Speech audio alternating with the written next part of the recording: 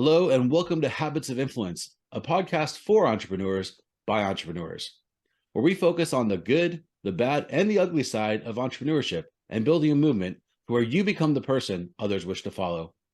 Today, our guest is an amazing person. His name is Robert Mitchell, and he is the founder of an organization called ExecHero. Robert, thank you so much for joining us today. Ian, thank you so much for having me. It's a privilege. Absolutely. My pleasure. We're excited to have you. So you and I got to talk just briefly a little bit before we started the recording. I got to learn a little bit about your background, which is fascinating. We have a common interest in martial arts. But can you tell us a little bit about ExecHero, what it is, what you do, and how you got started? Sure, I'd love to. So with ExecHero, the goal is to empower individuals to leap into the entrepreneurial journey. And once they're upon their entrepreneurial journey, then how do you scale, right? So many people have incredible ideas, they have amazing passions, but they just don't know how to package it in such a way that's marketable. And even if they have that first step, which is okay, they took the knowledge of their head and they packaged it, whether they're a coach or an expert or impact-driven entrepreneur, etc. How do you now scale it? And so ExecHero, what we strive to do is really to solve the three problems that all experts, impact-driven entrepreneurs, coaches have, regardless of industry and niche, by the way, which is how do you generate leads predictably, right? How do you convert those leads into paying clients, i.e. make sales? And then how do you escape the daily lead generation, sales call, grind, and be able to scale beyond the efforts of yourself through systems and also team members? And then how do you do it in such a way that it doesn't just swamp all of your time, right? And it all boils down to systems.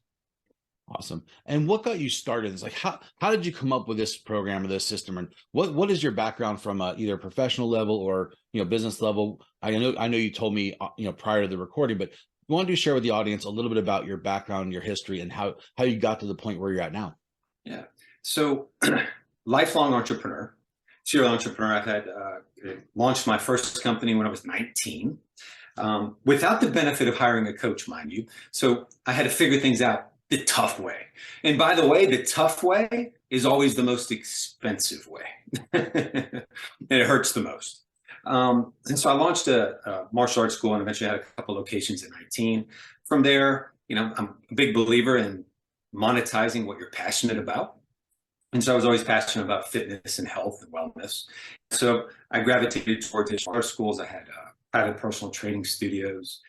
Then I went into real estate, had a fairly large construction company where we did new construction and also remodeling, and then green renovations, which was kind of cool and fun. I've had emergency response companies.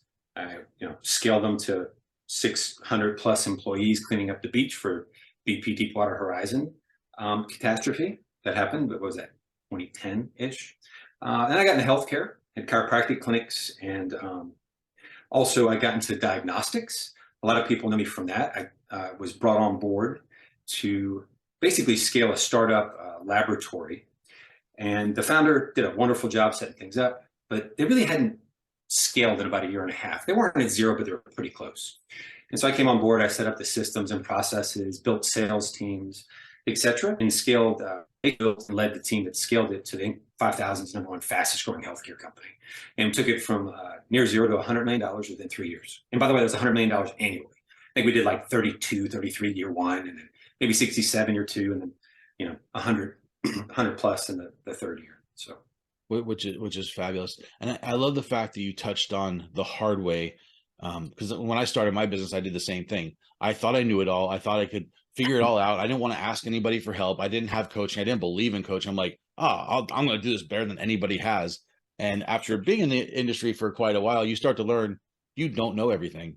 There's always something to learn. You can always benefit from somebody else. Somebody's done it before you, and you can cut out.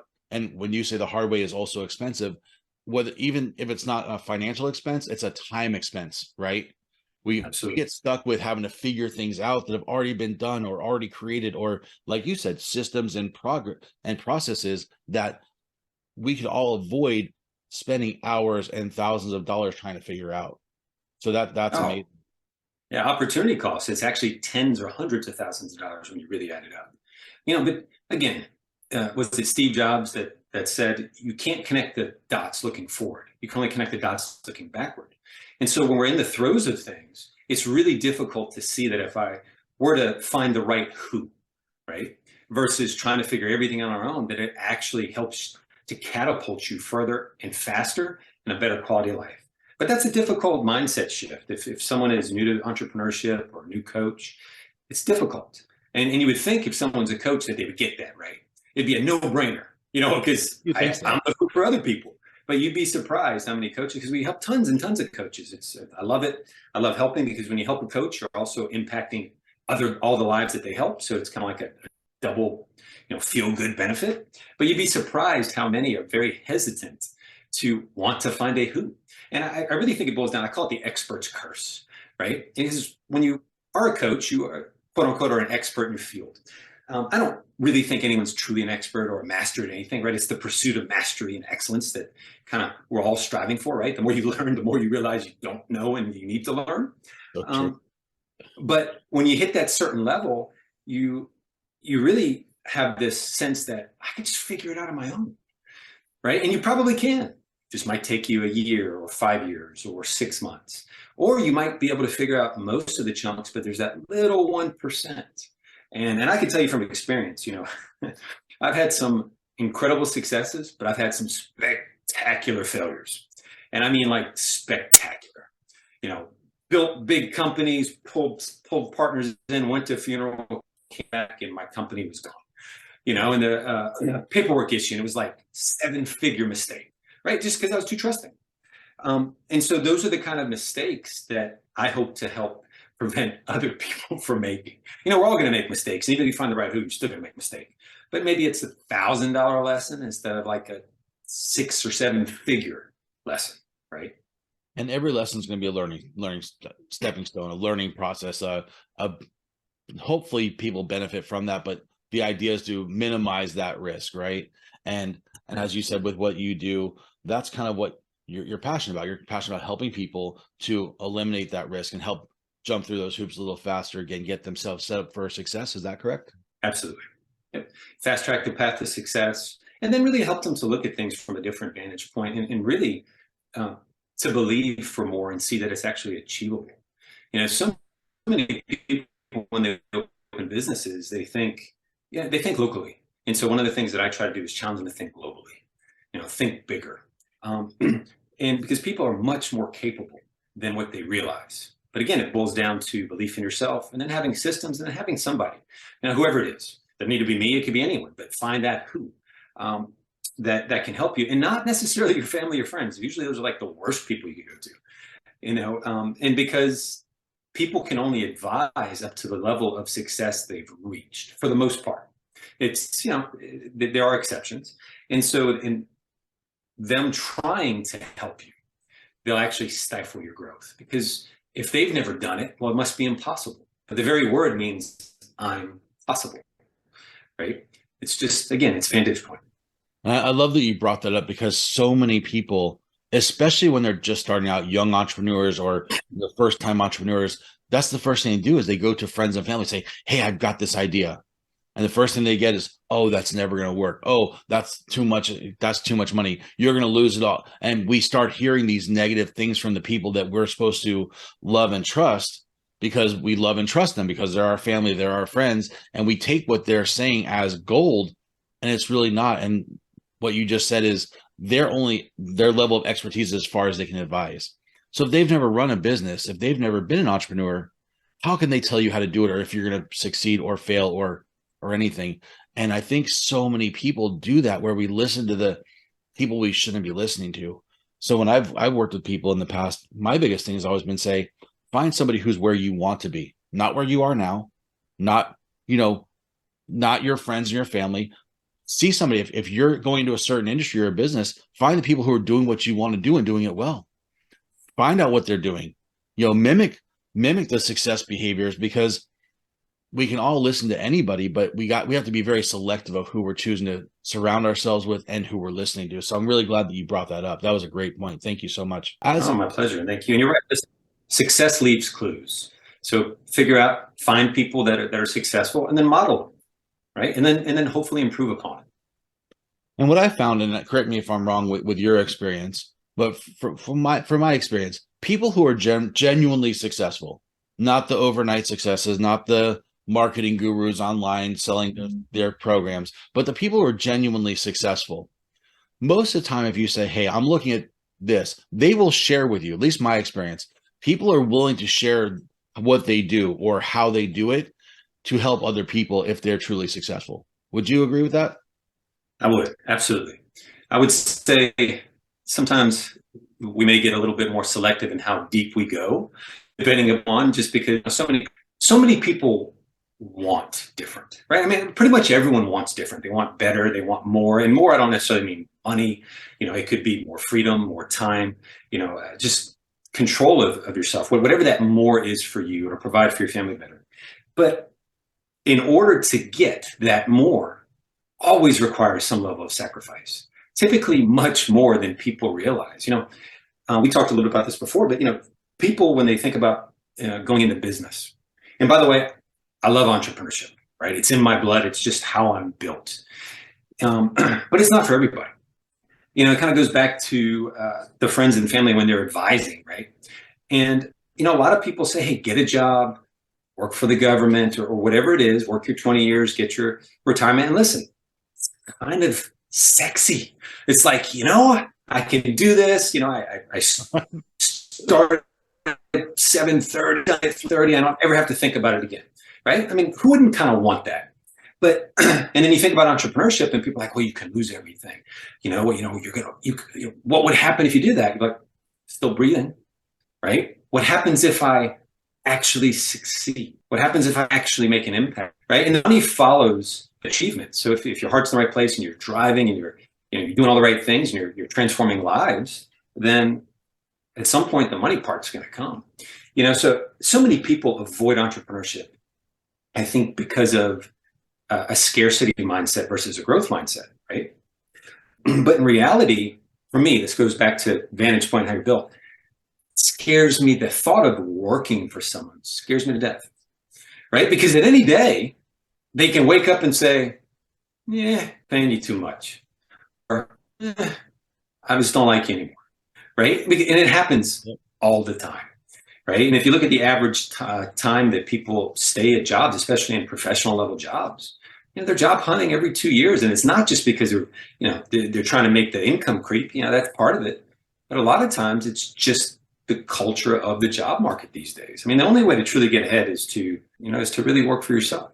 Yeah, and what you said, it's so true. People go into jobs because of security. It's job security. That's what you hear. Job security, job security, job security. Go work for the government and you'll have your pension. You'll work your 40 years, retire at this age. And it sounds sweet, but nothing is guaranteed. Nothing is secure anymore. And what I feel, you mentioned, I'll go into freedom when you talked about entrepreneurship, the ability to choose how I make a living and how I make money, the freedom to create the life I desire, because I'm making not that I make my own rules, because there are always going to be certain things, you have to pay taxes. You can't avoid that. You can get in trouble for it, but it's, we can choose how we want to impact, how we want to leave our footprint in the sand, so to say, when we leave this earth. And that's one of the things I love about entrepreneurship as well. And yeah, there are times where you work more than you would at a regular job, but what are the benefits of that? For Absolutely. me, like, go ahead.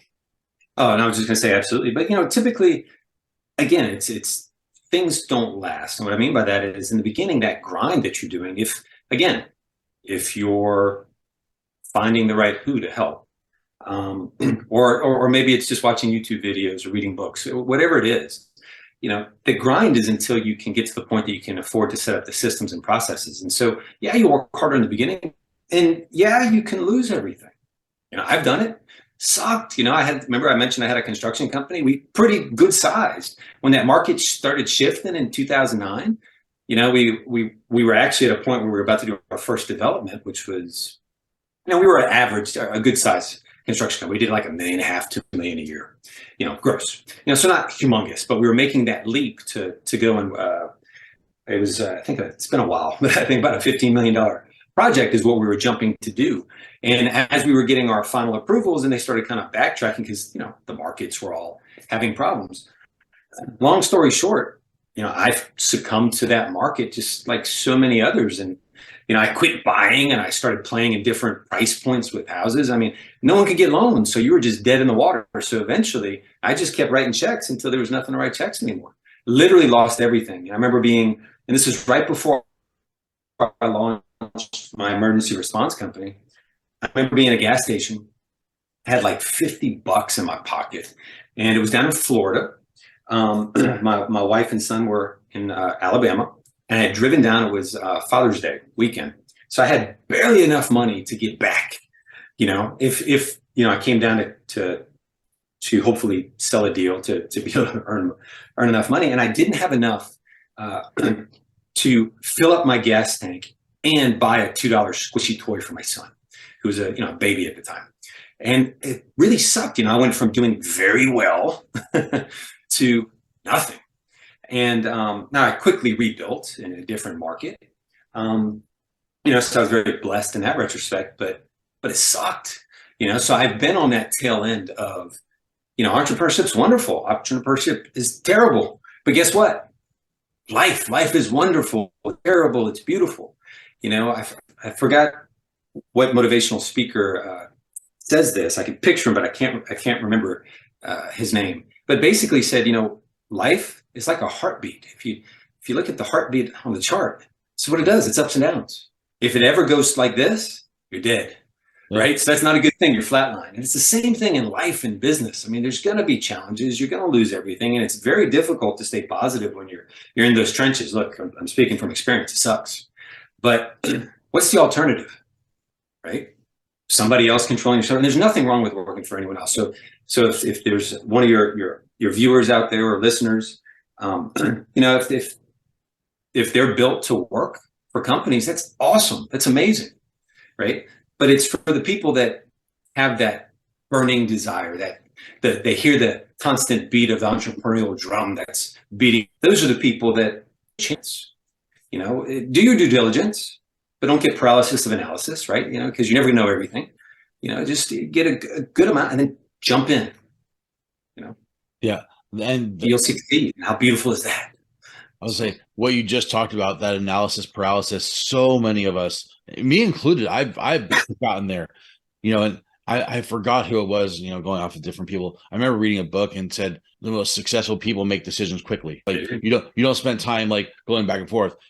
I go to a shoe store. I can't figure out what shoes I'm wearing. I'm there now. Like, oh, these are more comfortable. I like the way these look. Oh, but these feel more airy. These are lighter. And I'll sit there and debate back and forth over it.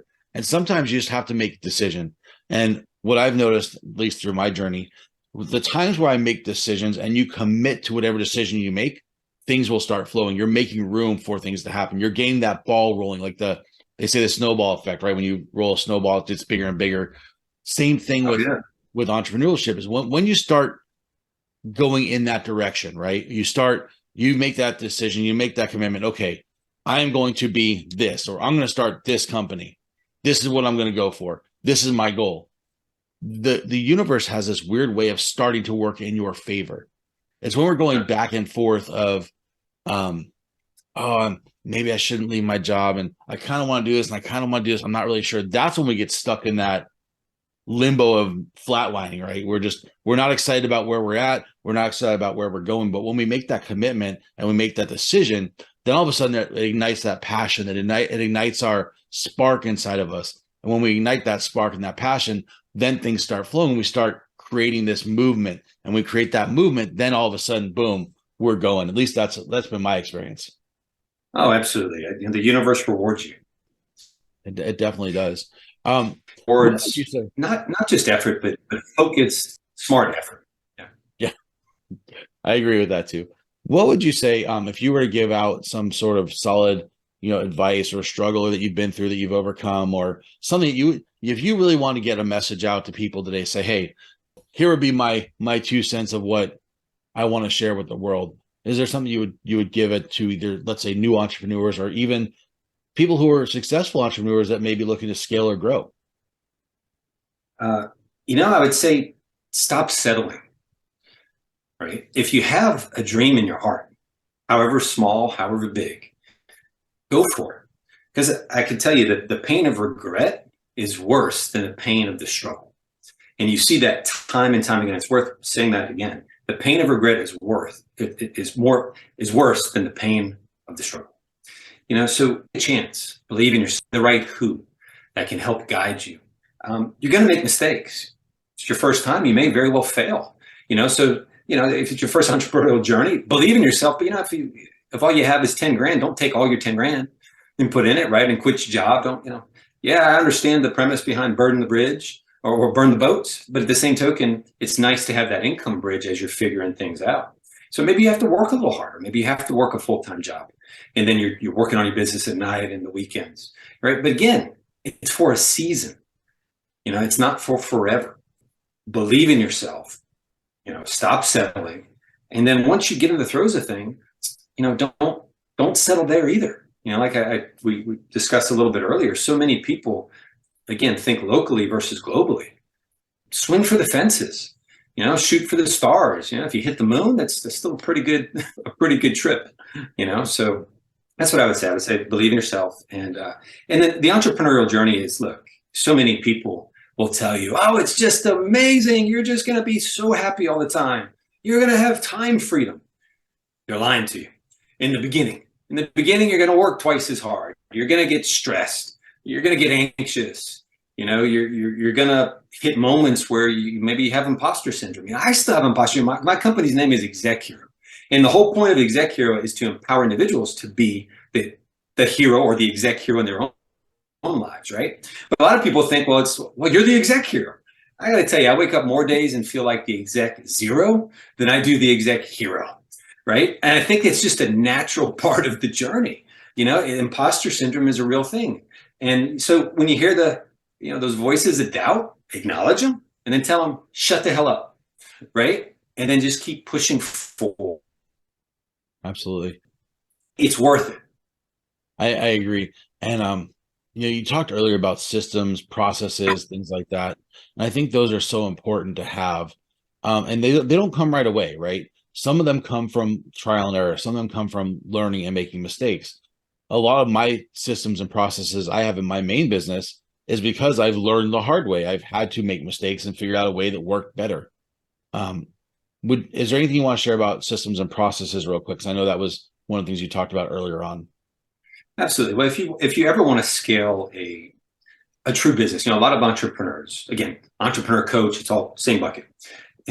They open a business, but what they're really doing is they're buying themselves a job because they continue to try to wear all the hats. They try to do everything themselves. And when you first start, you kind of have to, especially if you have a restricted budget. But over time, your job really is to give away hats. You hire someone, you say, here's this role, this hat. You're now handling marketing. Don't ever give it back to me, right? And then sales, you want to give that away, etc. And the only way you're going to accomplish that is through systems and processes. And to your point, yes, there are some systems and processes that will come over time. They always need to be optimized and made more specific for what you have. But there are some certain principles and certain initial systems that one could install in their business at the appropriate time that makes sense, that makes everything else easier.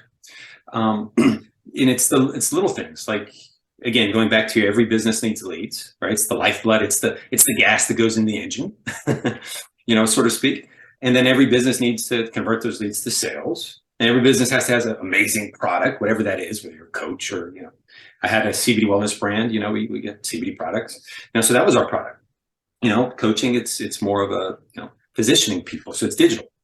But the way that you're ever going to escape the daily grind, if you're ever going to truly gain the benefits of entrepreneurship and really see your brand and really your brand's mission scale to incredible heights, is through systems. And when I say systems, I don't just mean like a KPI chart. Those are important, but also having the correct team members in place. And how do you lead those team members in a way that's empowering to them? Because the other thing is, if you want to build a great company, this is my opinion, in order to do that, you have to be able to articulate your vision in such a way that people want to get behind you. So many businesses, they hire people and people take those jobs out of necessity, right? Everybody needs a job. Everybody needs groceries. But if you really articulate the vision appropriately and you shift your focus from For instance, let's say, I don't know, let's say that you're a rocket builder. Tesla, Elon Musk is amazing at this, right? I don't think he really goes around telling them, oh yeah, we're just going to build the sexiest rockets in the world. What does he say? We're going to Mars. We're going to change humanity. We're going to become a multi-planetary species. Who doesn't want to get on board about that, right? What do? They build rockets. Rockets is the vehicle to accomplish the bigger goal, that bigger dream. And so when you're and I know this is a little bit more comprehensive of an answer for systems and processes, but systems and processes get you to grow bigger. And the only way to grow bigger is to attract the right talent. In order to really attract that right talent, you need to shift your focus to that bigger mission. At the end of the day, what are you really doing? In Elon Musk's case, right? He's, helping us to become a multi-planetary species. My CBD brand, we were, our goal was to impact wellness, right? And it wasn't to just give people a CBD product, right? That's how we helped to that. But the bigger mission. So you always have to think about what's that bigger mission. And then if you have that, you can attract the right talent over time. And the key thing is the talent that you attract, they believe in what you're doing. You don't have to drive them. I mean, think about it this way. Who is going to get a better result? Somebody that, or really, I guess, give a better result. If you have a manager just kind of barking at you, you need to hit this, do this, and that, right? How motivated is that individual going to be versus, well, they're empowered by that vision. They want to be a part of it. They want to see it realized. You don't have to drive them. Yes, you have to have KPIs. Yes, you have to put some parameters in place, but they're going to surprise you. And it's really cool how that all works out when you empower people and you trust them and you bring the right people on. It's amazing. And it's amazing what you start to attract when you make that vision more clearly. The more clearly you can articulate the vision, the more you're going to attract the right kind of people to it. You brought up something about the wearing all the different hats. And I did an interview a few weeks ago with a friend of mine. His name's Mike Ross, and he's like a financial strategist. And he summed up really well. And I really like the way he put that. He said, a lot of people think they're business owners, but they're really just self-employed. He said, what's the difference between self-employed and a business owner? Self-employed is you're doing it all yourself, and you're running your business as your business. You're the one doing everything. That's self-employed. A business owner has systems, processes, all these different things, and has other people working as well, so they can actually focus on the business itself. And you're scaling your business. And that's, when you talked about that, about wearing all the different hats, I was like, it right immediately triggered that memory of that conversation I had with him about, we used to be called solopreneurs, right? But now it's, it really is just self-employed. You're giving yourself a job. You're working for yourself, right? Versus owning a business and running Absolutely. A business that's scalable and that you can duplicate and grow, and having those systems and processes in place is what allows you to grow. And I'm a firm believer in investing in your employees. Build up your employees, support their personal growth and development, allow them to bring ideas to you. That's what's going to keep them around too. You're going to attract people by how you're treating them. If they feel valued, if they feel appreciated, if they feel like they're part of something, they will stick around and they'll give you more than you can ever pay for. Absolutely. And that's how you really grow. With the diagnostic laboratory, we scaled so well. It wasn't just because of me at all, right? We brought some great people on, and I just got out of their way. I would articulate the vision and just, give them some parameters, obviously mentor and coach and drive, along with it. When you trust people to bring their, again, it doesn't matter how smart you are, you're not going to know everything. How talented you are, you're not going to be talented in every facet of business, marketing, sales, operations, you name it. So you have to, I guess Steve Jobs again, why would you hire great talented people to tell them what to do? You hire them so they can tell you what you should be doing. But so many business owners, I guess the first step is a solopreneur, right? And then you got to make that leap to now become the CEO, right? Where you're actually leveraging. And then the next thing is to release the reins enough to where you're not a micromanaging CEO that stifles your growth and innovation. You have to empower, you have to trust. That's how you grow. That's awesome. Anything else you want to share with the audience just about, off the top of your head? I think you covered some great information. Anything else you'd like to share before we start wrapping things up? We covered a lot. I certainly don't want to overwhelm everybody here. I would say that, again, if you are an existing entrepreneur or you're an individual that's looking to become an entrepreneur or be a coach or an expert, etc., don't be afraid to take risks. Don't allow yourself to settle. And settling, it comes in so many forms. Settling comes in the form of just not wanting to take the entrepreneurial leap, but also settling comes in the form of getting comfortable in the business that you've built, right? Not wanting to venture out, even though you hear in the back of your head, gosh, I really should be doing X, Y, Z, but there's a little bit of risk with that. Maybe it won't work out. Maybe I'll lose some money. Well, you might, but guess what? You might succeed. And that's really what it's all about. PayPal came about, with PayPal, it started off was so much different than what they actually made money at, right? As they would have these conversations with people, they didn't care about the product that they had, right? They kept asking them, how are you collecting money over email? And eventually they heard the question enough, they thought, well, maybe that should be our business. So they shifted their business model, and, within a couple of years, they sold out, right? And it's a huge company now, so my point is, don't settle. Don't settle for where you're at in life, whether you're not a business owner and you want to be, or you are a business owner and you're just comfortable. Comfort is the enemy of growth. You just got to stay uncomfortable. I love that. That's a great ending quote right there. That's beautiful. If people want to get in touch with you, how can they find you? So you could go to the Google Play Store or the Apple App Store and just type in ExecHero, ExecHero. It's a mobile coaching app. It's free to download and sign up. And you go through and get learn a little bit more about services and how we help people read client testimonials and read about some of the different programs and ways that we can help empower you. It's a privilege that I never take lightly, to be able to walk with people along their entrepreneurial journey. It's just an amazing thing. And again, one of the wonderful things about working with lots of, experts and coaches, in addition to just traditional entrepreneurs, is if we're able to help them, right? The benefit is whoever they help, in some small measure, we contributed to that. And that's just such a rewarding thing for me personally. Absolutely. If you want to reach out, either social media, email, anything, how could they contact you there? Or is that something that you have open or no? Yep. Just really easy. Just type in pretty much ExecHero. So you go to Facebook, ExecHero, Instagram, and find us on there. And I would say the combination of the two. Download the app. There's some cool free challenges that you can go through and get some free information to kind of help you move in that right direction. So certainly get it. Again, it's free to download, and then follow us on social media. That's awesome. I'm going to make sure I do that right now as soon as we hang up on this call.